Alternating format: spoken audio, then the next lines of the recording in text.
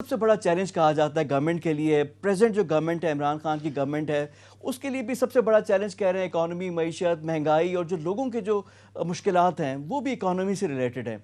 अब मैं पिछले जब से मैं हूँ देख रहा हूँ कि इकोनॉमी तो हमारी हमेशा 1-2 साल बेहतर होती है, हमेशा मुश्किल में ही होती है। जो भी हुकूमत आती है पिछली हुकूमत को ब्लेम करती है। सूरत हाल है क्या? क्या आप जो कि हमेशा बड़े पॉजिटिव रहते हैं इकोनॉमी के मुतालिक, अभी किस किस चीज़ पे आप पॉजिटिव हैं? देखें, जो सवाल आपने किया बिल्कुल ठीक है। इकोनॉमी मुश्किल में थी, उससे हम निकल आए। अब बेहतरी की तरफ हम बढ़ रहे हैं।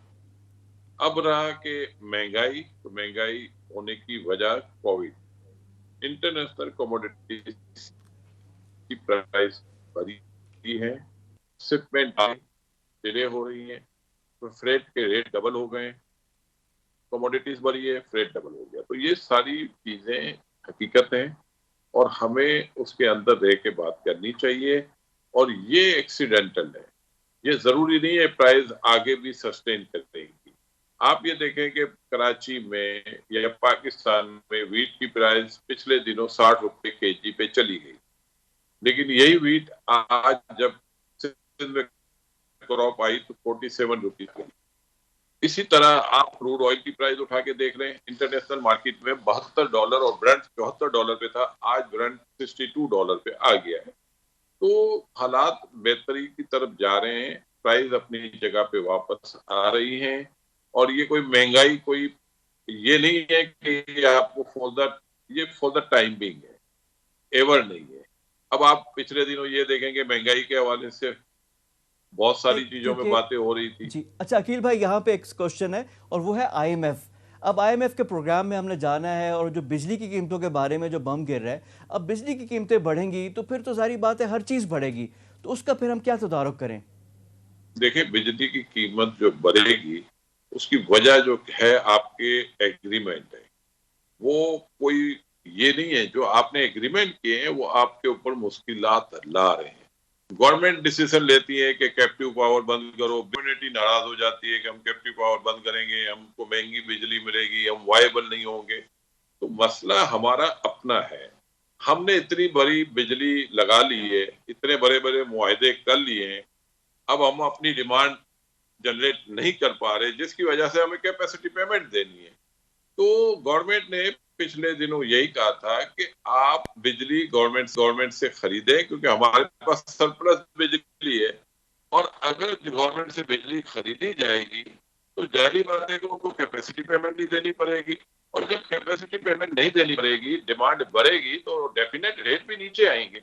ये रेट कोई इस वजह से नहीं बढ़ रहे कि आपके यहाँ फर्निश ऑयल महंगा हो गया है या एलएनजी महंगी हो गई है। ये रेट हमारे उन बदकिस्मत एग्रीमेंट की वजह से बढ़ रहे हैं, जो अवाम का तो कसूर ही नहीं है।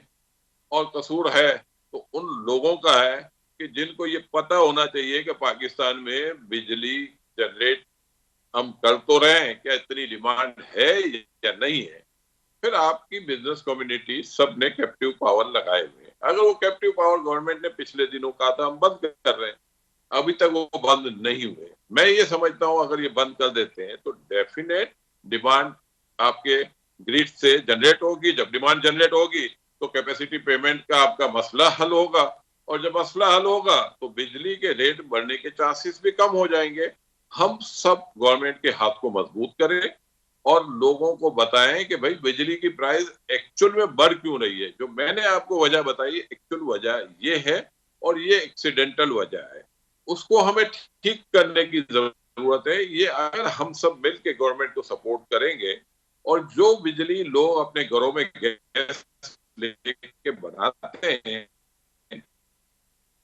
अगर उसको हम बंद कर देते हैं तो मेरा ये ख्याल है कि 25% बिजली यहाँ से सस्ती हो सकती है, इतना सस्ती हो जाए तो जो आप महंगाई कर महंगाई भी नहीं है और इनके इंटरेस्ट रेट भी रहेंगे, हमारे मुल्क में हमें इंटरलिंक्ड हैं, जो आपका कहना है अपने वो ये। हाथ से जनरेट हुए हुए। ठीक है। अच्छा सर, अब ये तो बिजली का तो फिर लॉन्ग टर्म है, यानी शॉर्ट टर्म है तो हमें अब पे करना पड़ेगा चीज़ें भी हैं। अब पीक सीजन आ रहा है, इस पर डिमांड वैसी बढ़ जाएगी, बिजली का इस्तेमाल भी बढ़ेगा, जो आपने कहा ना कैपेसिटी पेमेंट, अब लोगों की डिमांड भी तो बढ़ेगी क्योंकि अब मौसम चेंज हो रहा है, जैसे जैसे गर्मी आएंगी डिमांड तो इंक्रीज होगी, तो उसमें भी एडजस्ट हो जाएगा। अब हमारा जो देखिए उसमें क्रिटिकल आईएमएफ सेक्टर्स है जी। मैं एक मिनट बात कर लूं। आईएमएफ हमें क्यों कहता है कि बिजली की प्राइस बढ़ाओ? आईएमएफ ने आपको पैसे दिए, आईएमएफ को पैसे वापस भी चाहिए, और हम जिस खुशहाली की तरफ जा रहे हैं उसमें हम टेके के लिए हमारी पोजीशन होनी चाहिए कि वापस देंगे। वो देख रहे हैं कि पूरे पाकिस्तान के एनर्जी का अगर ये कैपेसिटी पेमेंट करते हैं तो 1000 अरब नहीं तो 400-500 अरब का शॉर्टफॉल आ रहा है।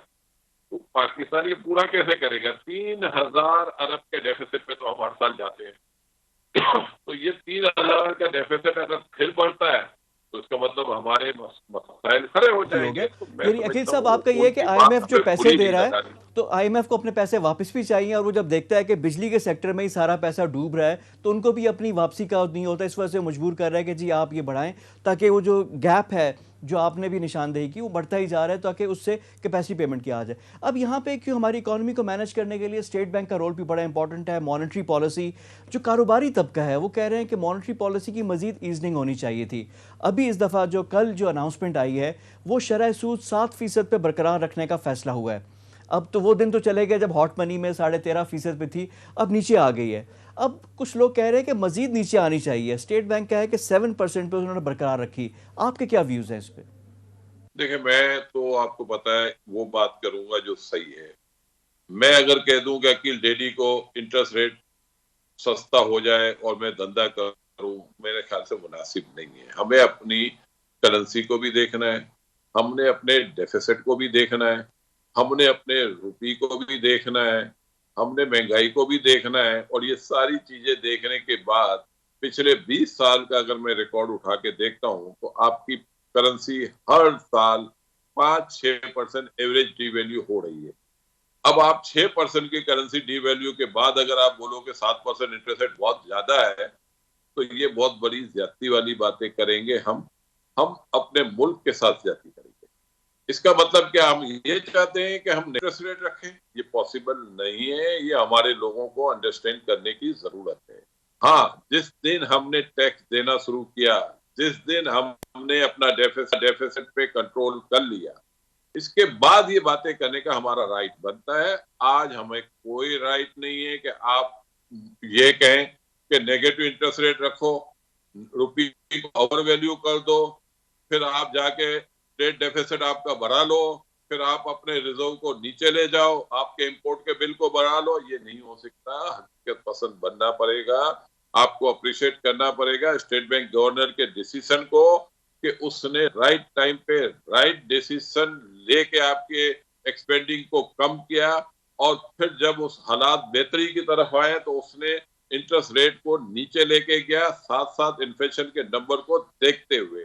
और इसी की वजह से आज आपका रुपये स्ट्रांग हो रहा है, इसी की वजह से आज आपके रिजर्व बढ़ रहे हैं, इसी की वजह से आपकी एक्सपोर्ट में बेहतरी आना शुरू हो गई, इसी की वजह से आपका इंपोर्ट बिल नीचे आया।